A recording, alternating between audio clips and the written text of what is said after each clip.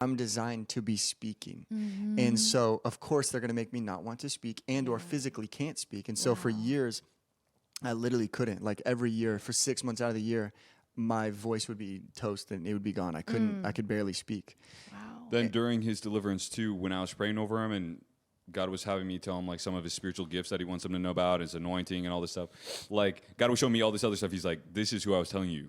He's going to travel with you. He's going to do everything with you, but you can't tell him yet because it would freak him out. And he said, you have to tell, he's like, you're going to tell him when I tell you to tell him, but just know that this is who he is. And he's going to come with you when you go to Italy. And he's like, because that's where God kept telling me Italy was the next spot. And there was like all these places in Italy he wanted us to go, ending in the Vatican and like Rome and stuff. Yeah.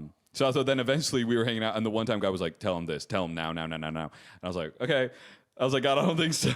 We're And outside I'm at like, the gym. We're just, it's like a beautiful night. We're just chilling, and he says this, and I'm just like freaking. I'm like, oh, there's no way. because he's like, how would this work? He's like, my job. He's like, I'd have to, and this man. relationship, like all this stuff. And I was like, God, I don't think and he was like, tell him more. And I kept telling him all this stuff. I was like, I don't know. And That's then he was like, crazy. He just in felt his like mind, he had made a very big mistake saying all that stuff because Right. I don't know how a person processes that really.